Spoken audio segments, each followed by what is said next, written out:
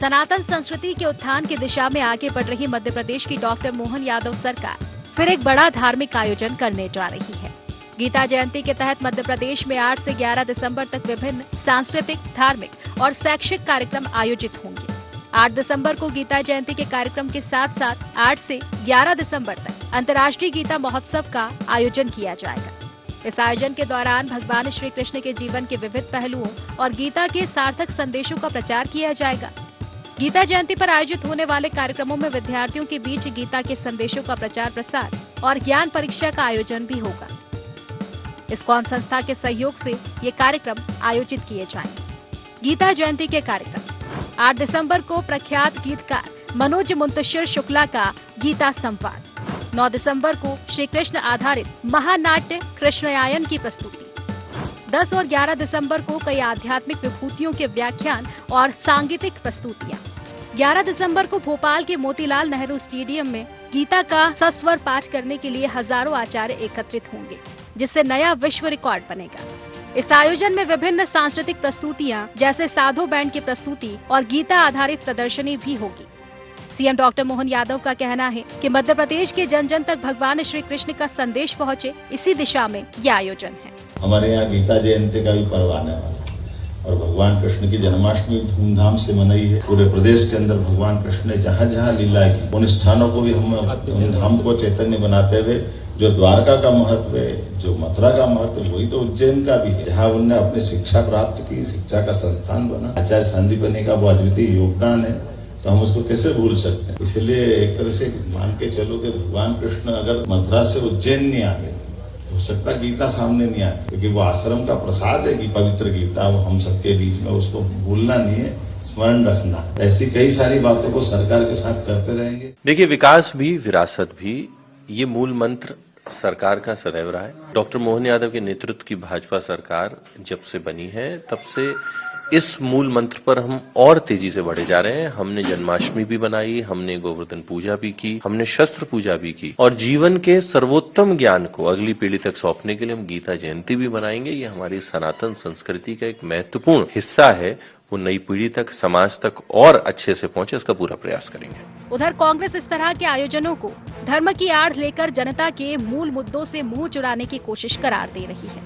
कांग्रेस का कहना है कि भगवान श्री कृष्ण ने अपनी हर लीला में लोक कल्याण का संदेश दिया, लेकिन लोक कल्याण सरकार के एजेंडे में है ही नहीं। वो धर्म के नाम पर इवेंट कर जनहित से मुंह छिपाने की कोशिश कर रही है।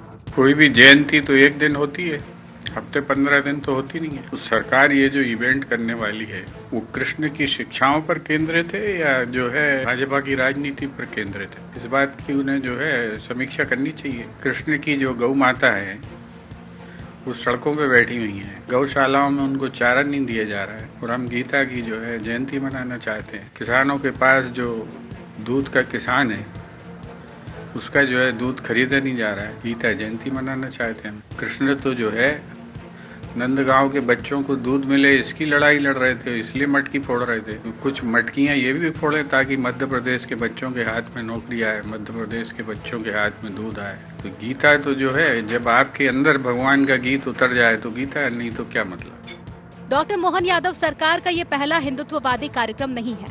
पहली कैबिनेट बैठक में लाउड स्पीकर पर प्रतिबंध, खुले में मांस की बिक्री पर भी पाबंदी, सरकारी रूप से 19 दिन तक चला श्रावण उत्सव, जन्माष्टमी पर सरकारी स्कूलों की छुट्टी रद्द, कृष्ण भक्ति के कार्यक्रम, कृष्ण का जन्मोत्सव सरकारी तौर पर मनाया गया।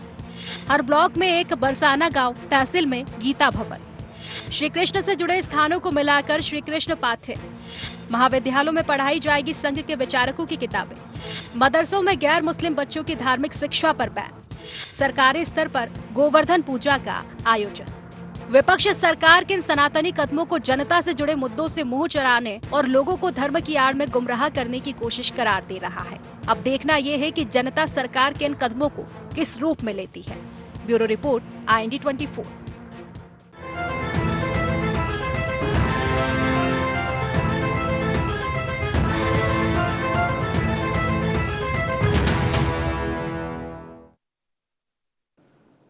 नमस्कार, IND एजेंडा गीता पर महाभारत में आपका स्वागत है। मैं हूं आपके साथ नवीन पुरोहित।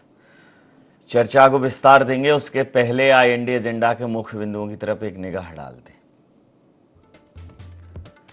गीता जयंती समारोह पर मध्य प्रदेश में सियासी महाभारत क्यों? कांग्रेस को क्यों रास नहीं आ रहा है डॉक्टर मोहन सरकार का सनातन उत्थान? धार्मिक आयोजनों को पॉलिटिकल इवेंट कहना कितना जायज? हिंदुत्व से जुड़े हर मसले पर कांग्रेस क्यों फंसाने लगती है पेच? नमस्कार, इन्हीं सवालों के साथ चर्चा में आप सबका पुनः स्वागत है। मध्य प्रदेश की डॉक्टर मोहन यादव सरकार 8 से 11 दिसंबर तक गीता महोत्सव का आयोजन करेगी। तमाम सांस्कृतिक, शैक्षणिक और धार्मिक आयोजन होंगे इस दौरान। अगर गीता के विषय में देखें तो एक वैश्विक स्तर पर गीता को एक बहुत ही धार्मिक महाकाव्य के अलावा, धार्मिक ग्रंथ के अलावा एक अत्यंत मोटिवेशनल, अत्यंत प्रेरणादायक, जीवन शैली को प्रभावित करने वाला एक काव्य खंड आप कह सकते हैं, एक किताब कह सकते हैं। बहुत लोकप्रियता है गीता की, लेकिन जैसे ही अच्छी चीजों पर पॉलिटिकल पैरामीटर से नापतोल होने लगती है, पॉलिटिकल ओपिनियन आते हैं, तो फिर अच्छा बुरा सब एक तरफ हो जाता है। सत्ता पक्ष और विपक्ष के बीच में जिरह शुरू होती है। मध्य प्रदेश की मोहन यादव सरकार गीता महोत्सव का आयोजन करने जा रही है और गीता में जो भगवान श्री कृष्ण ने अपने मुख से अर्जुन को जीवन के तमाम गहन सूत्र समझाए, निश्चित रूप से उस विषय में आख्यान होंगे, उसको पाठ्यक्रम में शामिल करने की बात की जा रही है। तो इस कदम को कांग्रेस कह रही है ये सिर्फ और सिर्फ पॉलिटिकल माइलेज लेने का इनका तरीका है और अब इनके पास सिर्फ धर्म ही बचा है, क्योंकि कर्म इन्होंने कुछ किया नहीं है। मूलतः गीता कर्म आधारित ही है और कर्म ऐसा है कि कर्म करो, फल की इच्छा न करो, लेकिन ये राजनीति में संभव नहीं है। हालांकि गीता में श्री कृष्ण से अर्जुन ने कहा भी है कि अनन्यास चिंत्यन्तो माम ये जना पर्युपास्ते तेषा नित्याभिक्ता नाम योगक्षेम वहाम्यम। हालांकि वो LIC ने ले लिया बाद में, एक दीपक ऐसे करके योगक्षेम वहाम्यम। कृष्ण भगवान का कहना यह है कि जब सब छोड़कर तुम मेरी शरण में आ जाते हो तो तुम्हारी सारी कुशल क्षेम की जवाबदेही मेरी, लेकिन सब छोड़ के राजनीति में और ईश्वर की शरण में जाना, ये मतलब अपने आप में सबसे बड़ा हास्यास्पद विषय होगा। लेकिन चूंकि धर्म की बात है और एक अच्छा कदम है।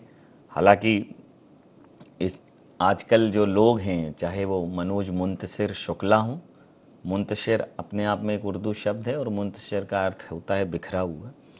अब शुक्ला उन्होंने बहुत गंभीरता से इस चस्पा किया इस समय पे। चाहे कुमार विश्वास हों, अगर इनके 4 साल पहले के वीडियो आप उठा के देख लें और इनका धार्मिक रुझान देख लें और वर्तमान का धार्मिक रुझान देख लें तो आपको स्पष्ट अंतर समझ में आ जाएगा। क्योंकि ये वीडियो वहाँ उन प्लेटफॉर्म से ये डिलीट नहीं कर सकते, करते तो ये वहाँ भी चारित्रिक रूप से वो परिवर्तन कर देते। तो वर्तमान समय में धर्म, निश्चित रूप से धार्मिक शिक्षा होनी चाहिए। निश्चित रूप से हर धर्म की अच्छी जो सीख हैं वो हमारे रोज़मर्रा की ज़िंदगी में आनी चाहिए, लेकिन धर्म का राजनीति के लिए दुरुपयोग अच्छी बात नहीं। कांग्रेस कह रही है दुरुपयोग कर रहे हैं, तो इसी मुद्दे पर चर्चा करेंगे। शिवम शुक्ला मीडिया वार्ताकार मध्य प्रदेश भारतीय जनता पार्टी से हमारे साथ हैं। पवन पटेल जी सचिव मध्य प्रदेश कांग्रेस से हमारे साथ हैं। रमेश शर्मा जी वरिष्ठ पत्रकार हमारे साथ इस समय तकनीकी माध्यम से जुड़े हुए हैं। आप समस्त महानुभावों का बहुत बहुत स्वागत। और सीधा सवाल शिवम जी, तो 8 से 11 दिसंबर तक सांस्कृतिक, धार्मिक और शैक्षणिक कार्यक्रम गीता महोत्सव के दौरान होंगे। कांग्रेस की आपत्ति यह है कि यह सामाजिक कार्यक्रम है, इसमें सरकार सहूलियत तो करे लेकिन सरकार आयोजक की भूमिका में नहीं होनी चाहिए।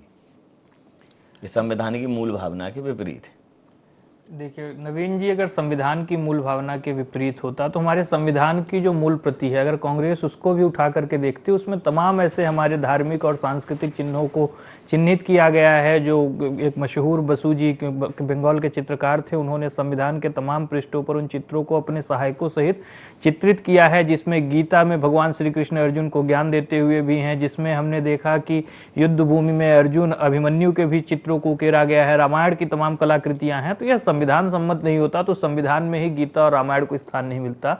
दूसरा जो सबसे महत्वपूर्ण विषय है, यह देश यदुवर और रघुवर का है। इससे पहले जो सरकारें थी यह इस देश को बाबर का मान के चलती थी, और यही कारण है कि बाबर और उसके वंशजों के ही गुणगान करने में हमारी इतिहास की किताबें पूरी तरीके से रंगी नजर आती थी। आज जब वह परिवर्तन का युग आया है और आज पूरी तरीके से जो इस वास्तव में हमारी सनातन संस्कृति है, सभ्यता है, उसको आज प्रदेश के जनमानस के मन और मस्तिष्क तक पहुंचाने का काम हमारी सरकार करने जा रही है। और मुख्यमंत्री जी के लिए तो मुझे वह पंक्तियां याद आती हैं, किसी ने खूब लिखा था कि बंसी सब सुर त्यागे है, एक ही धुन में बाजे है, हाल न पूछो मोहन का, सब कुछ राधे राधे है। तो यह जो मोहन जी की सरकार है वह राधे राधे की मानसिकता के साथ चल रही है। कृष्ण जी का जो एक उन्होंने गीता में युग धर्म की बात की थी, सिर्फ उन्होंने कर्म की बात नहीं थी, धर्म युक्त कर्म की बात की थी, और उस धर्म की स्थापना के लिए किस प्रकार से राजनीति का आचरण द्वारा चूक हो गई कि शिवराज जी द्वारा इस पर ध्यान नहीं दिया। देखिए शिवराज जी ने इस मध्य प्रदेश की जो बीमारू व्यवस्था थी उससे बहुत स्तर तक संघर्ष किया, और एक कहीं न कहीं मध्य प्रदेश को उस स्थिति तक ला करके खड़ा किया कि हम कम से कम मूलभूत सुविधाओं के आगे सोच पाएं। व्यक्ति संस्कृति, सभ्यता, धर्म इत्यादि चीजों को जब अपनी बेसिक कम्युनिटीज की पूर्ति कर लेता है, उसके पश्चात उसके लिए सशक्तता के साथ काम करता है। अंतोगत्वा वैश्विक स्तर पर भी जो एक औद्योगिकरण की लड़ाई हो, पूंजीवाद की लड़ाई हो, यह तमाम चीजें जाकर के संस्कृति से ही मेल खाती हैं, और अंतोगत्वा यह लड़ाई जो है तमाम चीजों से ऊपर उठ करके सांस्कृतिक लड़ाई के रूप में सामने आती है। तो शिवराज जी ने मध्य प्रदेश को उतना सशक्त बनाया कि आज हमारी जो नई सरकार है वो एक नए विजन के साथ, नई ऊर्जा के साथ उन तमाम चीजों को पुनर्स्थापित करने जा रही है। माननीय मुख्यमंत्री जी का अपना विजन है, वो लगातार उस दिशा में आगे बढ़ रहे हैं। हमारी भावी पीढ़ी को जो दुनिया का सर्वोत्तम ज्ञान है उसको हम कैसे पहुंचाएं और उसके महत्व को वह समझ सके। गीता कोई सिर्फ धार्मिक पुस्तक बनकर के ना रह जाए, उसके जो वास्तविक सिद्धांत है, उसकी जो शिक्षा है, वह हमारे प्रदेश और देश के आम जनमानस तक पहुंचे। पूर्व में शिवराज जी ने भी आनंद मंत्रालय और तमाम चीजें बना करके इन चीजों को करने का प्रयास किया था, और उसी को और मजबूती प्रदान करने का यह जो मुख्यमंत्री जी का अभिनव कदम है वो कहीं ना कहीं करेगा। और कांग्रेस की सनातन से आपत्ति तो सदैव रही है। यह लोग आज गौ सेवा पर, इनके प्रवक्ता भी बात कर रहे थे, अरे गौ सेवकों पे गोली चलवाने का स्वामी करपात्री जी महाराज के नेतृत्व में जो एक पूरा गौ आंदोलन हो रहा था, गोपाष्टमी के दिन आपने वह पाप किया था, तो आपके पाप तो इतिहास में दर्ज है। अगर आज गाय के संरक्षण देने की बात हो, आज गोकुल और मथुरा में वहां पर जो संस्कृति के एक पूरा हमारे धरोहर है उनको संरक्षण देने की बात हो, यह तमाम चीजें मध्य प्रदेश की सरकार कर रही है। भगवान श्री कृष्ण का मध्य प्रदेश से बहुत ही गहरा रिश्ता रहा था। हमारी परंपरा में, वैसे भी जीवन में हम द्विज परंपरा से आने वाले लोग, हमारा मानना है कि दूसरा जन्म तब होता है जब हम शिक्षित होते हैं।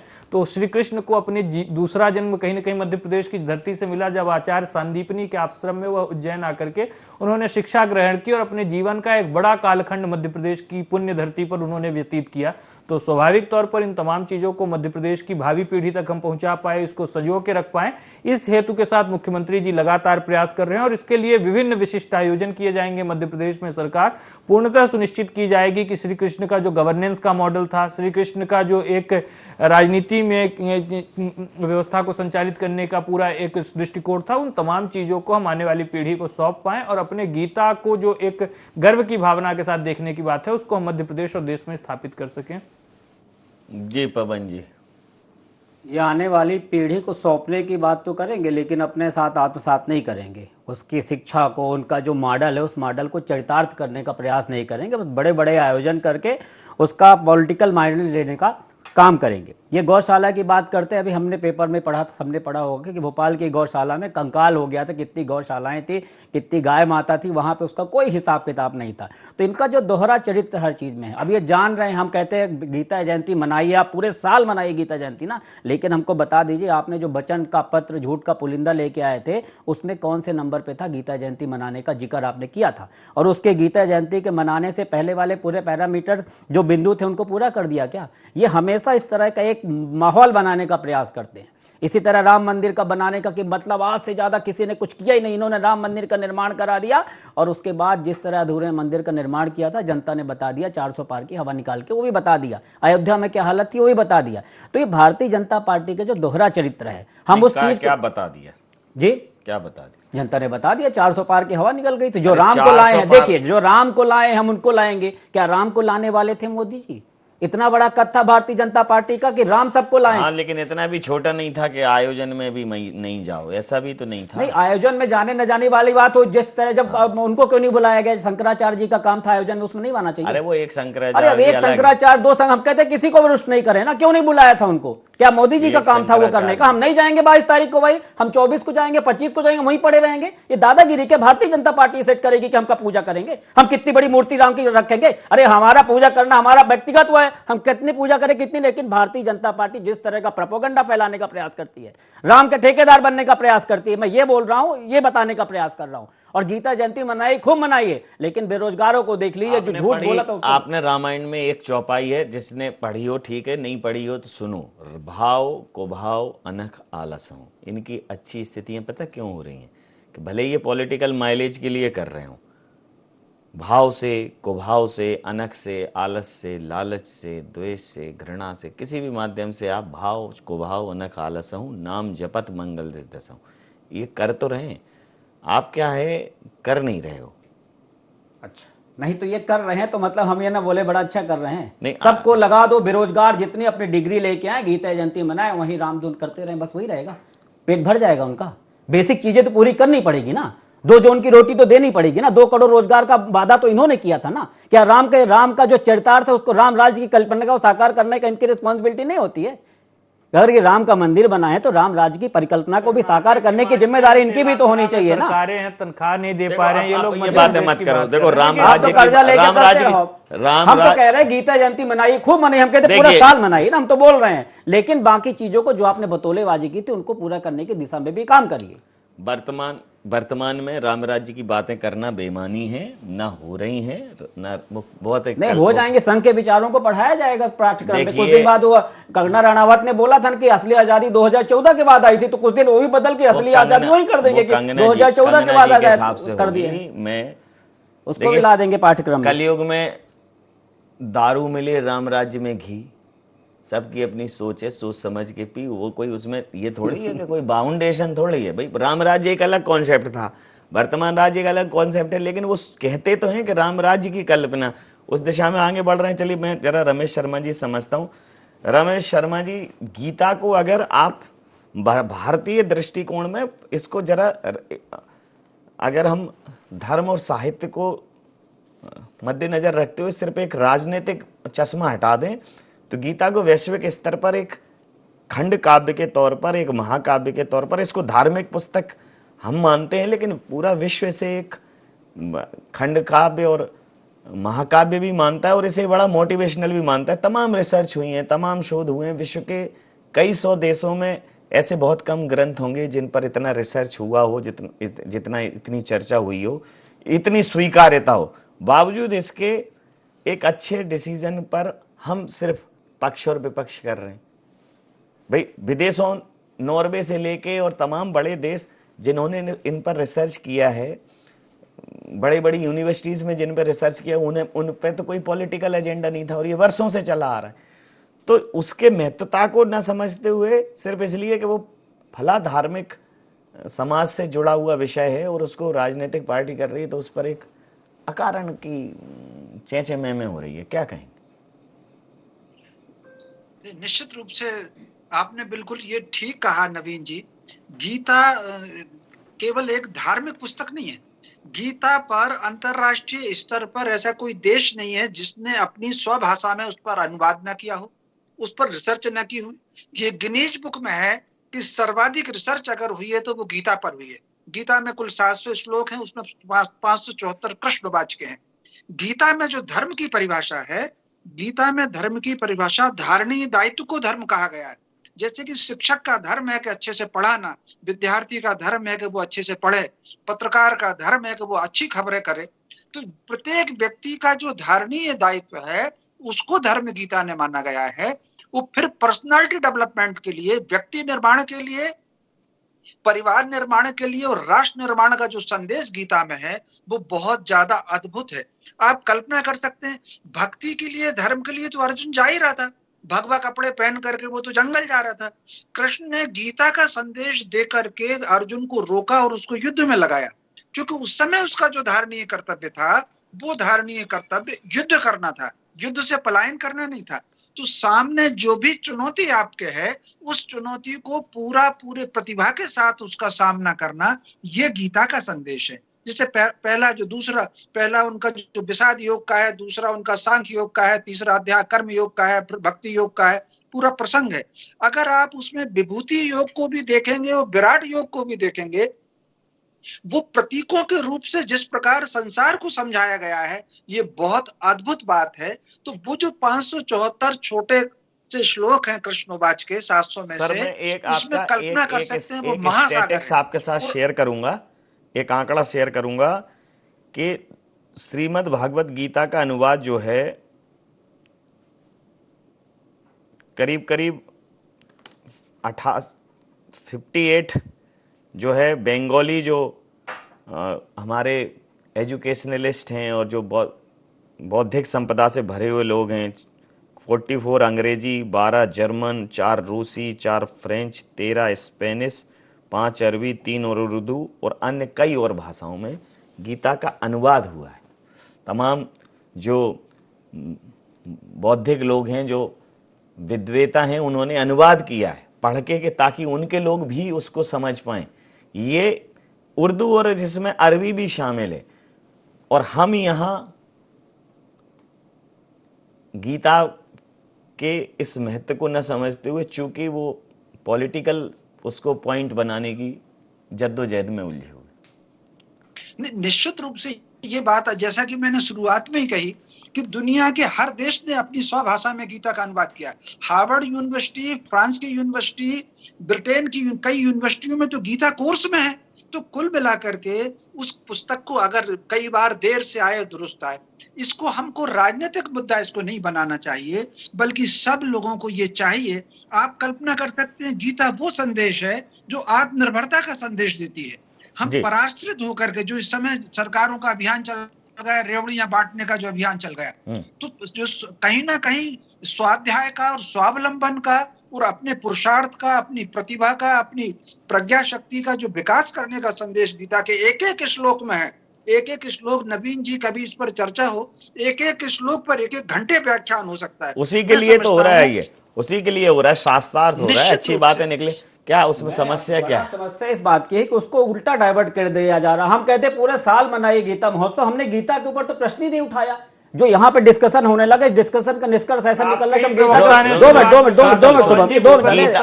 धैर्य सुनिए, हम ये बोल रहे हैं जो अभी राजेश जी ने बोला, ये रमेश शर्मा जी ने बोला कि दायित्वों का निर्वाह, क्या सरकार अपने दायित्वों का निर्वाह करे? हम उस दिशा में बात करने का प्रयास कर रहे हैं। हमने सेंटेंस यहीं से शुरू किया कि पूरा दायित्व बोध होगा उन्हें भाई, वो दायित्व बोध होगा। अच्छा, इसके बाद इससे थोड़ा और बढ़ेगा। गीता जयंती मनाने के बाद उनको अपने दायित्वों का बोध होगा। बहुत होगा, हम शुभकामनाएं देते हैं कि भाई गीता जयंती मनाने के बाद 2 करोड़ रोजगार जो बोले थे वो पूरे हो जाएंगे, गरीबी भुखमरी सब मिट जाएगी, किसानों को दुगनी आय मिल जाएगी, सब कुछ हो जाएगा। नहीं तो हम कह ही नहीं रहे कि ना मनाओ ना भैया, हम तो कह रहे हैं कि पूरे साल मनाओ। इनका कहना यह है शिवम कि सिर्फ गीता महोत्सव मत करो, गीता में जो कर्मयोग का पाठ है और जो धारणीय दायित्व जो धारणीय उसको चरितार्थ करिए। देखिए नवीन जी, कांग्रेस सबसे पहले तो अपने भीतर एक मन बना ले कि उनको इस जयंती का विरोध करना है या समर्थन करना है। भूपेन गुप्ता जी तो स्पष्टता के साथ विरोध कर रहे थे, पवन जी यहाँ पे दूसरी बात कर रहे हैं। दूसरा जो सबसे बेहतर प्रश्न है,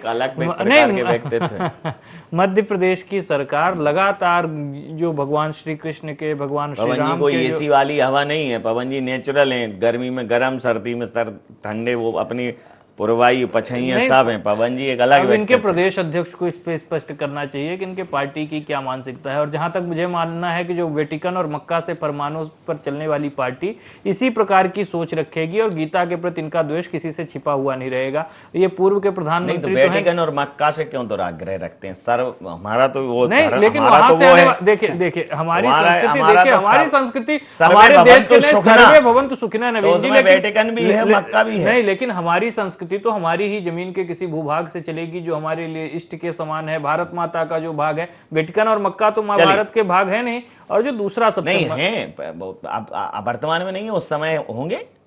यही तो और आप कह रहे हैं। नहीं, दूसरा सबसे जो बृहद विषय है कि आज जिस प्रकार से भारतीय जनता पार्टी की सरकार ने जितने भी रामायण और ये भगवान श्री कृष्ण के जीवन में जो उल्लेख मिले थे उन तमाम चीजों को अच्छा, चरितार्थ गीता के विषय में एक बात बताओ, आप गीता को कितना मानते हैं? देखिए, गीता को सर्वोत्तम जितना माना जा सकता है, एक धार्मिक पुस्तक। कितनी बार पढ़ी, ईमानदारी से बताना आप। देखिए, उसमें कोई दो राय नहीं है। देखिए, गीता के कई प्रमुख अंशों को समय समय पर, गीता हमारे यहाँ वैसे भी वाचिक परंपरा से हम सब अध्ययन करने वाले लोग हैं, तो जब भी पुण्यात्माओं के चरणों में बैठने का सुअवसर प्राप्त हुआ, उसके नहीं, जब गीता पढ़ने लगोगे तो आपको समझ में आ जाएगा कि आप ही वो पुण्यात्मा हैं। नहीं, नवीन जी हमारी आपको सिर्फ यही बता देगी कि आप ही भाई धीरेन्द्र कृष्ण हैं, आप ही रामभद्राचार्य हैं, हे महामानव, तुम ही हो सब, तुम्हारे अंदर ही सब है नवीन जी।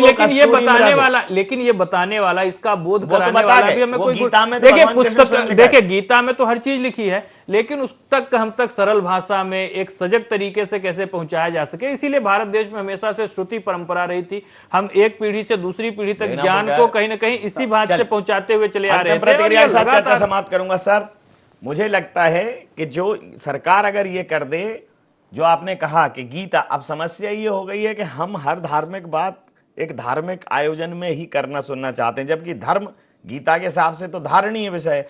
हम दिन भर जो कर रहे हैं वही धर्म है, हमारा कर्म ही धर्म है। और कर्म भी कैसा, उन्होंने कहा सकाम भी हो निष्काम भी हो, जे सकाम नर सुने जे गावें, सुख संपत्ति नाना विद पावें। ऐसा नहीं है कि सकाम में कोई दिक्कत हो, लेकिन आप जो कर रहे हैं वही आपका धर्म है। ये जरूरी नहीं जब युद्ध की बेल आए और आप पता चल रहा है कि आप घंटी पूजन में उलझे हुए हैं, तो गीता तो सिर्फ वाचिक को मतलब एक धार्मिक आयोजन का विषय नहीं, गीता तो हमारी जीवन शैली होनी चाहिए। और सरकार अगर इस आयोजन के माध्यम से अगर ये पक्ष विपक्ष को ये समझ में आ जाए तो धर्म के विषय में जिस प्रकार की तमाम धुंध जो धर्म के नाम पर छा रही है वो छटेगी, लोगों के मानस पटल स्पष्ट होंगे। क्या कहेंगे? निश्चित रूप से ये बात आपने बिल्कुल कही। धर्म के मामले में जितनी भ्रांत धारणाएं हैं गीता, बल्कि मेरा तो अपेक्षा ये है कि सरकार केवल इस आयोजन तक सीमित ना रहे, इसके जो व्यवहारिक व्याख्यान है, कहीं ना कहीं दो चीज होती है। तो जो व्यवहारिक व्याख्यान है इससे युवा पीढ़ी को अवगत कराया जाए। इस समय अगर आप देखेंगे तो सबसे ज्यादा भटकाव अगर है तो वो युवा पीढ़ी में हो रहा है। तो वो जो भटकाव दूर होगा, कहीं ना कहीं उनके अंदर अपना दायित्व बोध जागृत हो, ये अभियान चलाना चाहिए। जी, समय सीमा के चलते ये चर्चा मैं यहाँ समाप्त करता हूँ। आप समस्त महानुभावों का बहुत बहुत धन्यवाद, बहुत बहुत आभार। तो गीता से ही उद्धृत कर रहा हूँ कि कर्मण्येवाधिकार रस्ते मां फलेषु कदाचन, कर्म करते चलें, फल की इच्छा न करें। और निश्चित रूप से टीवी सुने, लेकिन टीवी से ही सत्य और क्रांति की इच्छा न करें। वह क्रांति, वह सत्य आपके कर्म और आपकी सोच से भी प्रस्फुटित हो सकता है। वर्तमान समय में टीवी का शिकार है, मतलब टेलीविजन दूर से ही दिखते हैं और दूर के ढोल आपको पता है कैसे होते हैं, तो आप भी सुनिए, लेकिन दूर से ही। जब समीप में जाएं तो खुद ही अपनी मानसिक चेतना का विस्तार करके खुद ही विश्लेषण करें चीज़ों का। वर्तमान समय में गीता का ये जो निर्णय है वो बेहद बेहतर है, बेहद अच्छा है। भले ही सरकार का इसका उद्देश्य कुछ भी हो इसका लाभ लेने का, लेकिन गीता के विषय में अगर जागरूकता बढ़ेगी, गीता के विषय में अगर ज्ञान बढ़ेगा, गीता के विषय में अगर चर्चाएं होंगी, सार्थक चर्चाएं होंगी, और गीता अगर अध्ययन का विषय बनेगा तो यकीन मानिएगा समाज में चेतना आएगी। IND एजेंडा में इतना ही। आप बने रहिए IND 24 के साथ और देखते रहिए IND 24। नमस्कार।